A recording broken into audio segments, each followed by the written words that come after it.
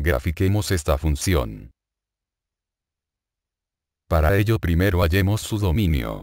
Empecemos diciendo que esta función, cuando x es positivo no existe ningún inconveniente.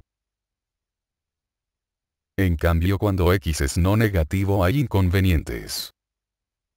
El primer inconveniente es cuando x es igual a 0. Ya que la división entre 0 no está definida. El segundo inconveniente, es que la función cuando x es negativo no está definida en todos estos puntos, salvo en los impares negativos. Eso hace que la función en este intervalo sea discontinua. Por eso nos enfocaremos en los x, que son positivos. Veamos si esta función tiene asíntotas. Para ello empecemos por averiguar qué pasa cuando x se aproxima a 0 por la derecha. Podemos escribir a esta función de la siguiente manera. Y para calcular el límite, nos ocuparemos en hallar el límite del logaritmo natural de x sobre x. Nos ayudaremos con una propiedad importante, cuya demostración lo pueden encontrar en algún libro de cálculo. En las descripciones les dejo el libro de consulta. Como x es mayor que 0, entonces dividimos cada miembro entre x. Y luego aplicamos el límite. Y deducimos que este límite tiende a menos infinito.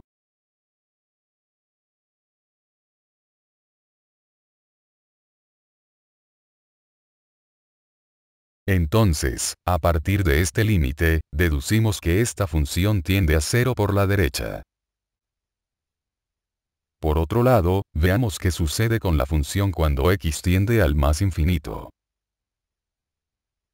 Es fácil ver que aquí hay una indeterminación y es factible aplicar el criterio del L'Hopital. Así entonces, deducimos que la función tiende a 1 en el infinito. Esto sugiere una asíntota, y igual a 1. Ahora veamos la monotonía de la función. Para ello aplicamos el criterio de la primera derivada. Para que se nos faciliten las cosas, aplicaremos logaritmo natural en ambos miembros de la igualdad. Derivamos. Despejamos y'. Inmediatamente colocamos el valor de y. Entonces tenemos la derivada de la función. Notemos que el primer factor, es positivo, en el dominio que está definida esta función. Por consiguiente, hallaremos los puntos críticos igualando el segundo factor a 0. X igual a epsilon es el punto crítico.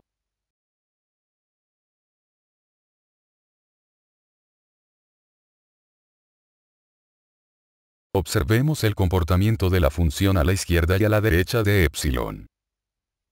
Nos será de utilidad evaluar estos intervalos en la primera derivada. Pero como dijimos, este factor es positivo, por ello solo nos ocuparemos del signo del segundo factor. Entre 0 y epsilon, este factor es positivo, por ende la función es creciente. Para valores mayores que epsilon, la derivada es negativa, que es lo mismo decir que la función decrece en este intervalo. De estas dos observaciones deducimos que x igual a epsilon, es un punto de máximo. Esbocemos la gráfica. Dijimos que y igual a 1, era una asíntota. Entre 0 y epsilon la función es creciente, y para valores mayores que epsilon la función decrece. Además, x igual a epsilon, es un máximo. Así tenemos el esbozo. Y con ayuda de un graficador, la gráfica de la función.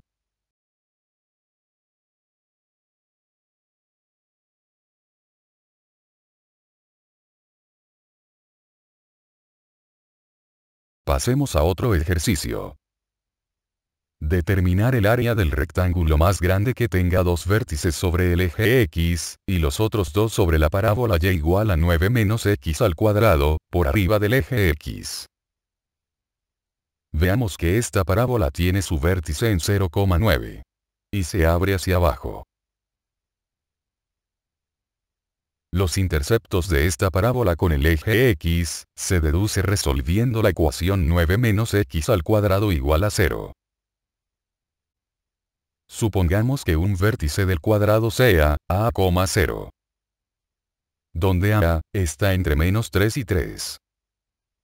Deducimos fácilmente que la altura es 9 menos a al cuadrado. Para hallar los otros vértices, trazamos un segmento paralelo al eje X, por el segundo punto hallado, y así encontramos otro punto sobre la parábola. Y luego trazamos una vertical y así hallamos el cuarto vértice. Y deducimos que la base es 2a. Entonces el área del cuadrado podemos verlo como una función de a.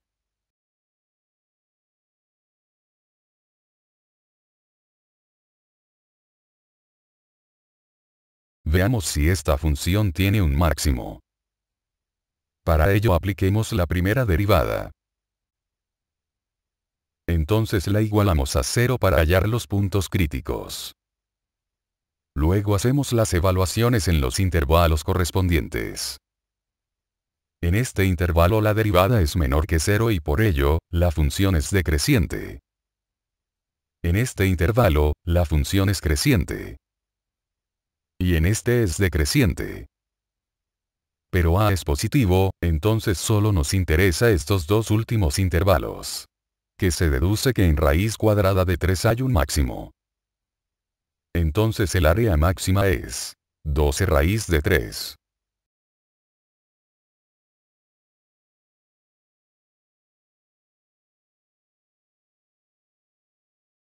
Pasemos al siguiente ejercicio. Dada una esfera de radio R, encontrar las dimensiones del cono circular recto de volumen mínimo que contiene a la esfera. Para solucionar este problema nos ayudaremos con una vista de perfil del cono y la esfera inscrita. Luego, asignémosle algunas letras a los puntos importantes, y ciertos trazos. Asignémosle a la altura del cono el valor de h. Entonces el volumen del cono viene dado por la siguiente relación. Notemos que existen muchos conos que contienen a una esfera de radio fijado, de las cuales una tiene el menor volumen, es decir que debemos buscar si es posible si esta función de dos variables, puede depender de solo una, es decir del radio de la base del cono o de la altura de este cono. Entonces intentemos buscar tal relación. Como tenemos dado una altura h, podemos hallar la medida del segmento B, o, de la figura de la izquierda. Luego observamos que los triángulos rectos, VHM y BNO, son semejantes, por ello podemos verificar la siguiente relación. Por lo señalado anteriormente tenemos. Luego aplicamos el teorema de Pitágoras en el triángulo rectángulo BNO. Efectuando las operaciones correspondientes deducimos la función c de r.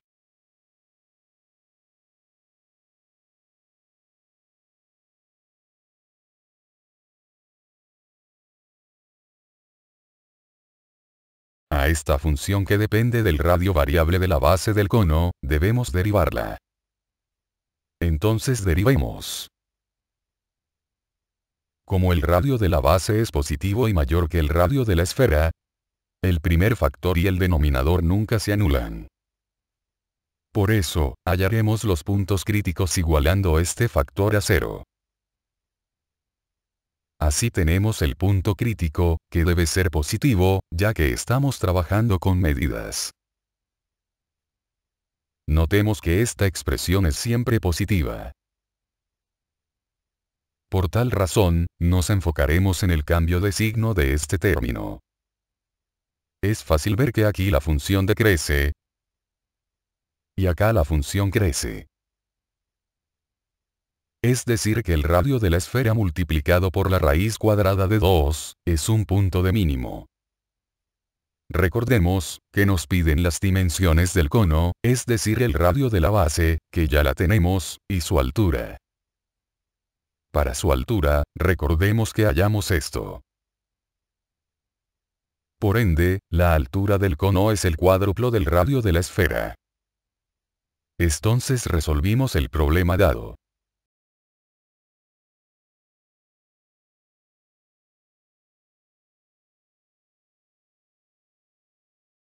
En este ejercicio hallaremos la ecuación de la recta tangente a cualquier circunferencia dada. Para facilitar las cosas, derivemos la ecuación de la circunferencia, de manera implícita, con respecto a x. A y, véanla como una función de x. Entonces efectuamos la derivada. Despejan la derivada de y, con respecto a x. Evaluamos esta derivada en el punto pedido, y obtenemos la pendiente de la tangente, en ese punto. Recuerda que la ecuación de la recta en el punto x sub 0, y sub 0, viene dada por la siguiente expresión. Atinamos a reemplazar el valor de m, que hallamos. Acomodamos la ecuación convenientemente, y obtenemos la ecuación de la recta tangente a la circunferencia. ¿Qué sucedería si nos dan la ecuación general de una cónica, y nos piden hallar la ecuación de su recta tangente en cierto punto? Pues entonces, derivamos de forma implícita. Y despejamos la derivada de y, con respecto a x. Para encontrar la pendiente, reemplazamos las coordenadas del punto de tangencia, en esta expresión. Y en la ecuación de la recta reemplazamos el valor de m y conseguimos hallar la ecuación de la tangente.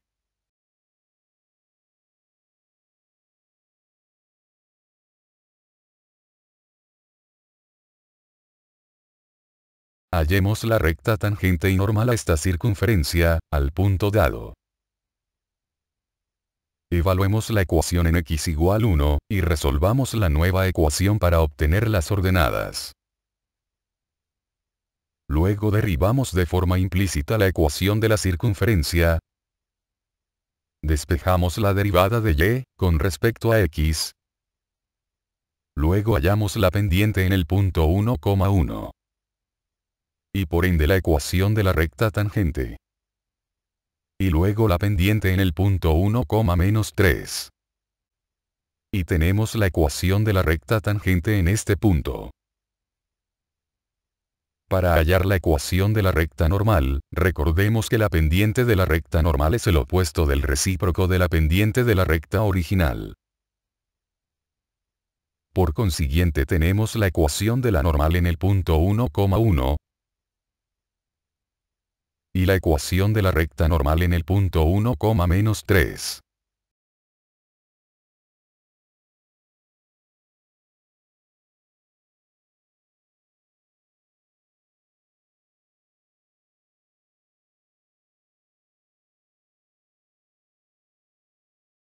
Pasemos a otro ejercicio de máximos y mínimos. La trayectoria de un proyectil lanzado desde tierra tiene por ecuación. Debemos hallar. A. Encontrar la ecuación cartesiana. B. Calcular la altura máxima. C. Calcular el tiempo que dura en alcanzar la altura máxima. Evaluemos las funciones trigonométricas. Para la parte A, despejemos la variable t, de la primera expresión. Y reemplacémosla en la segunda.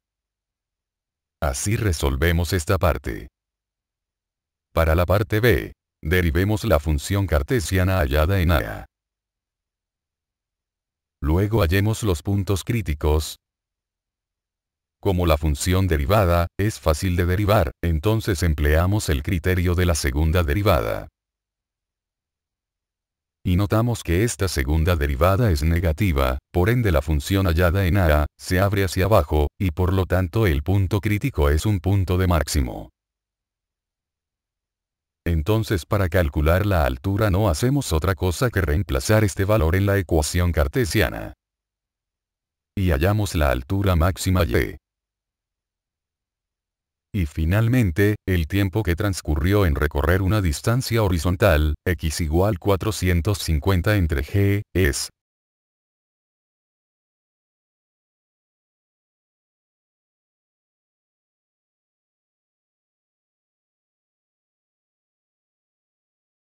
En este ejercicio graficaremos esta función. El dominio de la función lo da el logaritmo natural, ya que el monomio cuadrático tiene como dominio todos los números reales. Veamos qué sucede cuando el valor de x se aproxima a 0 por la derecha.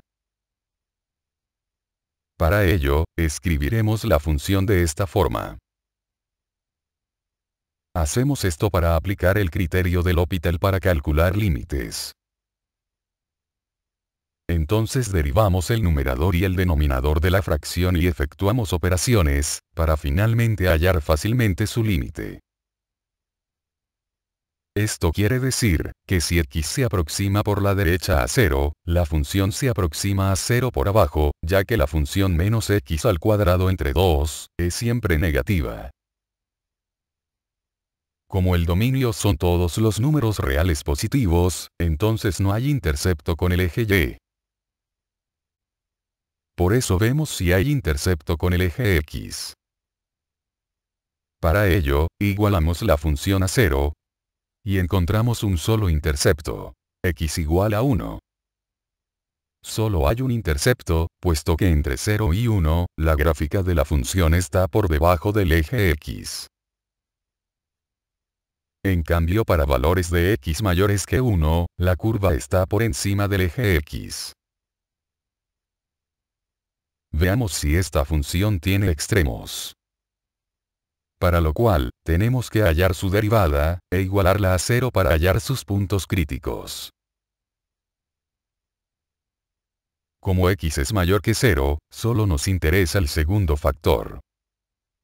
Es decir, que lo igualamos a 0. Despejamos x, y obtenemos el único punto crítico. Debemos averiguar si este punto crítico es un punto de extremo. Podemos aprovechar la sencillez de la función que se obtuvo al derivar, para aplicar el criterio de la segunda derivada. Entonces hallamos su segunda derivada. Como no sabemos a ciencia cierta su signo, entonces igualamos esta expresión a 0. Y obtenemos este valor, que puede ser un punto de inflexión. Averigüémoslo. Veamos qué signo toma la segunda derivada en este intervalo. Observamos que la segunda derivada es negativa, entonces podemos decir que en este intervalo, la función se abre hacia abajo. Ahora veamos qué sucede con el signo de la segunda derivada, en este otro intervalo. Podemos advertir, que la segunda derivada es positiva en este intervalo. Por ello, la función se abre hacia arriba. Estas dos observaciones, nos dicen, que este punto es de inflexión. Podíamos haber utilizado, el criterio de la tercera derivada para averiguar si este punto hallado de la segunda derivada es punto de inflexión. Si hacemos esto, nos percatamos que la tercera derivada, nunca se vuelve 0, y fácilmente deduciríamos que este punto es de inflexión. Retomemos el punto x igual a epsilon con exponente menos un medio. Si evaluamos este punto en la segunda derivada, obtendremos que es positiva. Por ende, el primer punto crítico que hallamos es un mínimo. Con estos datos, ya podemos trazar la gráfica de la función.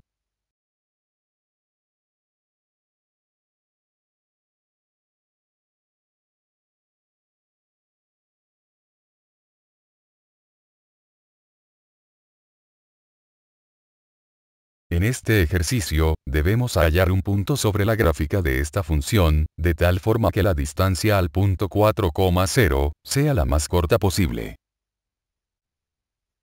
Para ello veamos cómo son los puntos sobre la función. Fácilmente, podemos obtener qué forma tienen estos puntos. Entonces hallemos la distancia entre este punto, y el punto 4,0. Simplemente aplicamos la fórmula para hallar distancias. Podemos ver esta distancia, como una función de x. Esta x, es la que vamos a variar hasta encontrar la mínima distancia. La derivada de la función distancia, nos va a dar la razón de cambio instantáneo. al igualar la derivada a 0, y hallar el valor de x, o los valores de x, que hacen 0 esta derivada, estaremos hallando los posibles puntos donde la razón de cambio se detiene. Y después de esto, o bien, la razón de cambio puede aumentar, en este caso x sería un punto de mínimo posiblemente, o bien que la razón de cambio empiece a decaer, es decir, con este punto llegaría a su tope máximo. Entonces el punto 7 medios, sería un punto crítico, para esta función. Veamos qué sucede a la izquierda y derecha de este punto crítico. En la izquierda, observamos que la derivada de la función distancia es negativa, y por ende la función decrece. Por la derecha, vemos que la derivada es positiva, por tal razón la función crece. Eso quiere decir, que el punto x igual a 7 medios, es un punto de mínimo. Finalmente, obtenemos las coordenadas del punto cuya distancia al punto 4,0, es mínima.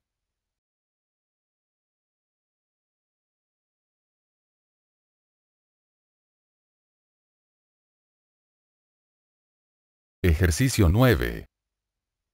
Hallar las dimensiones de un triángulo rectángulo de hipotenusa dada, que engendre un cono de volumen máximo al girar en torno de uno de sus catetos. Pongámosle valor a la hipotenusa, digamos, a, que es un valor fijo. Como no nos dan las medidas de los catetos, entonces a uno de ellos pongámosle x, que como no está fijado, va a ser variable. Entonces el otro cateto se calcula por el teorema de Pitágoras. Más o menos es este el triángulo. Y de aquí podemos ver un cono de perfil. Recordemos el volumen del cono, en función del radio de su base y su altura. Entonces tenemos el volumen de este cono, engendrado por el triángulo rectángulo, en función de la longitud del cateto variable. Recordemos que x, no es nulo, y es menor que la hipotenusa. Para saber si esta función tiene puntos de mínimo derivamos. Luego, tenemos que hallar los puntos críticos. Entonces este es el punto crítico, ya que el dominio de la función está entre 0 y a. Averigüemos qué sucede a la izquierda y a la derecha de este punto crítico. A la izquierda, podemos deducir fácilmente, que la derivada es mayor que 0, es decir, la función es creciente. Por el otro lado, la derivada es negativa, esto quiere decir que la función decrece. Por ello, este punto crítico es un punto de máximo. Entonces ya tenemos resuelto este ejercicio, solo tenemos que reemplazar valores.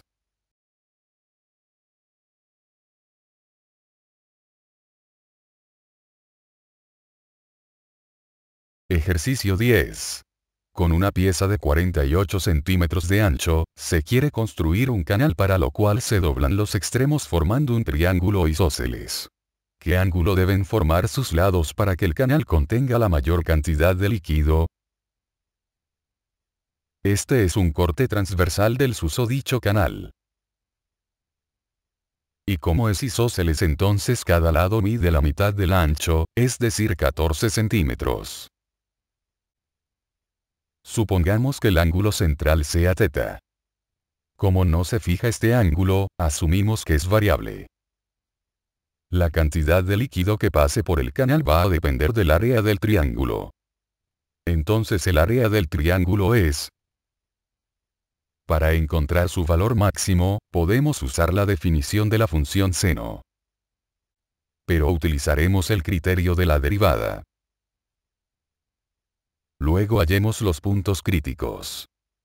Notemos que el ángulo central debe ser menos que 2 rectos, entonces el único punto crítico es pi medios.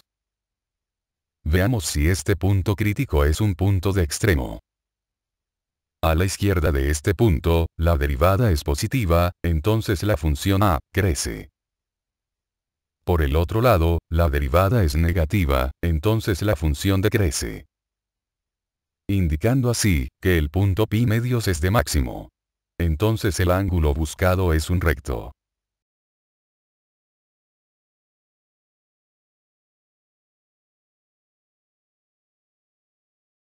Ejercicio 11. Una persona que recorrió 202 kilómetros en 2 horas aseguró que nunca excedió el límite de velocidad de 100 kilómetros por hora. ¿Estará diciendo la verdad? Es obvio que es falso. Si suponemos que todo el camino condujo con una velocidad de 100 kilómetros por hora durante 2 horas, entonces solo habrá recorrido 200 kilómetros. En fin. Apliquemos el teorema del valor medio para verlo matemáticamente. Sea x igual g de t, la posición de la persona en el instante t. De forma que, en el instante 0, no ha recorrido nada. Y en el instante t igual 2, recorrió 202 kilómetros. Si la persona hizo su recorrido de forma continua, entonces es viable aplicar el teorema del valor medio. Así asumimos que existe un cierto instante que no supera las 2 horas, tal que su velocidad es de 101 km por hora.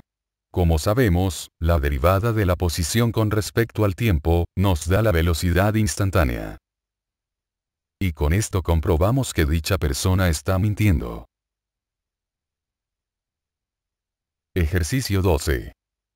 Se construye un depósito como el de la figura, prisma recto, con una pieza de metal de 3 metros de ancho y 20 metros de longitud. Expresar el volumen en términos del ángulo beta y hallar el máximo volumen posible. Recordemos que el volumen de un prisma recto es el producto del área de su base y la longitud de su altura. Por eso hallaremos el área del trapecio que hace de base. Para calcularlo, bajemos una altura del vértice sobresaliente del trapecio, cuya longitud le asignamos por h. Es fácil ver que h igual seno de beta. Y la proyección de la hipotenusa sobre el suelo es coseno de beta. Y fácilmente hallamos el tercer lado del trapecio, que es 1 más 2 coseno de beta. Por lo tanto, el área del trapecio viene dada por esta expresión algebraica. Como dijimos, el volumen del prisma recto es el producto del área de su base por su altura. Aplicamos esto al prisma del problema, y hallamos sin dificultad su volumen en función de beta. Para saber si esta función tiene valores extremos, utilizamos el criterio de la primera derivada. Luego de calcular su derivada, tenemos que buscar puntos críticos. Es posible que uno de estos puntos sea el que haga máximo el valor de la función. Igualamos a 0 la derivada de la función. Luego hacemos operaciones algebraicas elementales.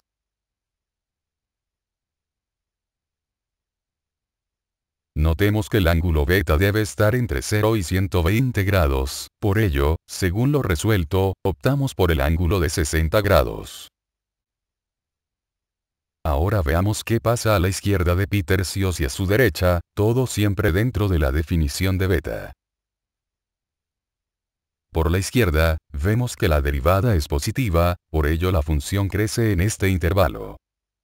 Por la derecha, la derivada es negativa, por ende la función decrece. Entonces podemos concluir que el punto crítico encontrado, es un punto de máximo. Entonces el volumen máximo se halla evaluando este punto en la función b. Ejercicio 13. Se construye un tanque de gas formado por un cilindro y 2 semiesferas.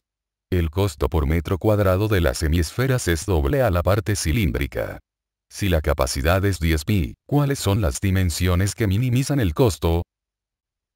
Tenemos como dato, el volumen de este tanque, por ello, debemos hallar el volumen de este tanque con respecto al cilindro y a las semiesferas. Solo tenemos que unir, imaginariamente, las 2 semiesferas para que sea una, y hallar los volúmenes de la esfera y el cilindro juntos. Y así deducimos esta expresión. El costo es por superficie del tanque. Digamos que el costo es E. Entonces el costo total es directamente proporcional a la magnitud de las superficies. Para el cilindro, nos proponen un costo C. Para la esfera, un costo 2e. Entonces el costo total viene dada por esta expresión. Notemos, además, que el costo acordado, por metro cuadrado no depende de las dimensiones del tanque. Por eso solo nos interesará este valor y dispensamos del valor del costo unitario. Debemos despejar h, de esta ecuación. Luego, reemplazamos este valor de h, en la ecuación s. Y así tenemos la superficie total del tanque, con respecto al radio de la esfera. Debemos derivar esta función para hallar los extremos. Igualemos a 0 la derivada para hallar los posibles extremos. Como el radio de la esfera es una magnitud positiva, entonces R, tiene este valor, que es el único punto crítico. Veamos qué sucede a cada lado del punto crítico. Por la izquierda. Para saber que esta derivada es negativa, simplemente tome un punto de este intervalo, digamos el número 1, y evalúe la derivada en este punto y obtiene el signo de la derivada en este intervalo, ya que la función es continua en este intervalo. Entonces se deduce que la función decrece. Lo mismo para la derecha, tome cualquier punto de este intervalo y deduzca el signo de la derivada. Aquí la función es creciente. Por consiguiente, este punto crítico es un mínimo. Luego hallamos el valor de la altura del cilindro, reemplazando el valor de R, en esta expresión. En resumen, tenemos resuelto el problema. Ejercicio 14. Calculemos el siguiente límite, aplicando la regla del L'Hopital. Para ello, llevemos esta expresión, a una de las indeterminaciones donde es aplicable la regla del L'Hopital. Simplemente, recordamos algo de trigonometría y suma de fracciones, y vemos que esta expresión resultante, es la indeterminación 0 entre 0. Luego derribemos cada miembro de la fracción, y veamos si existe el límite. Derivamos. Sacamos el signo fuera del límite. Y a su vez, dividimos ambos miembros de la fracción entre x. En el denominador, observamos un límite que es conocido, en el primer sumando. Pasamos el límite en cada miembro de la fracción y del sumando en el denominador. Y obtenemos el valor del límite. Entonces, este es el límite que se buscaba. Ejercicio 15. Hallemos el siguiente límite. Escribamos la expresión que está dentro del límite, utilizando las propiedades del logaritmo. Recuerde que exp es la función exponencial que tiene como base el número epsilon. Luego, debemos calcular el límite que está dentro del argumento de la función exponencial. Notemos que esta expresión es una forma indeterminada 0 entre 0. Por lo tanto aplicaremos la regla del L'Hopital. Entonces veamos si este límite existe. Derivamos cada miembro de la fracción. Y obtenemos su límite que es, menos 1. Entonces este límite es igual a menos 1. Por lo tanto este límite es igual a el recíproco del número epsilon.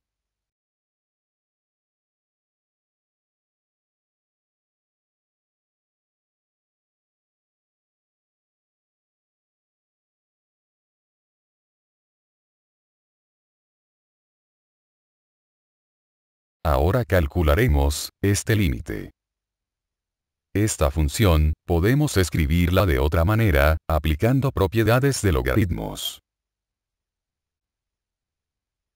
Luego, debemos calcular lo que está dentro del argumento de la función exponencial.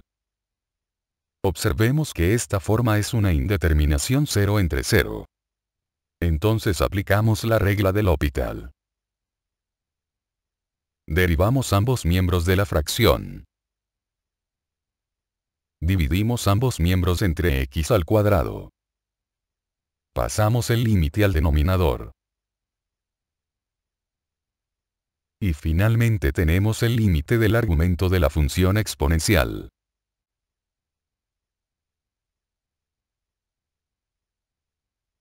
Ejercicio 17. Aplicando el teorema de Rolle, demostrar que la ecuación cúbica x3 menos 3x más b igual 0, no puede tener más de una raíz que esté comprendida entre -1 y 1, cualquiera sea el valor de b. Primero pongamos al trinomio de esta ecuación de esta forma, luego derivémosla. Esto nos servirá más adelante. Supongamos que esta ecuación sí puede tener más de una raíz, pongamos dos raíces, que están comprendidas entre -1 y 1. Y como son raíces de la ecuación, ambas anulan a la función f. Entonces podemos aplicar el teorema de Rolle, ya que todo polinomio es continuo y diferenciable en toda la recta real. Digamos que existe un número que llamaremos r, que está comprendido entre las dos raíces, tal que este r anule la derivada de f.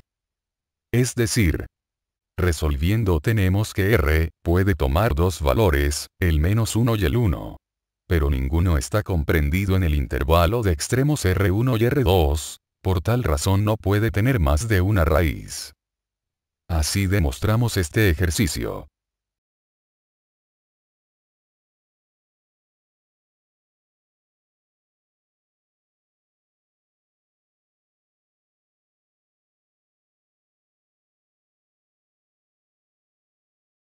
Proposición. Una función definida en el intervalo de extremos a y b, tiene segunda derivada en todo el intervalo abierto de extremos a y b. El segmento con extremos a, f de a, y b, f de b, corta a la gráfica de f, en un tercer punto, c, f de c. Donde a es menor que c, y c es menor que b. Demostrar que existe un número t, en el intervalo abierto a b, tal que la segunda derivada de f, en t se anule. Demostrémoslo.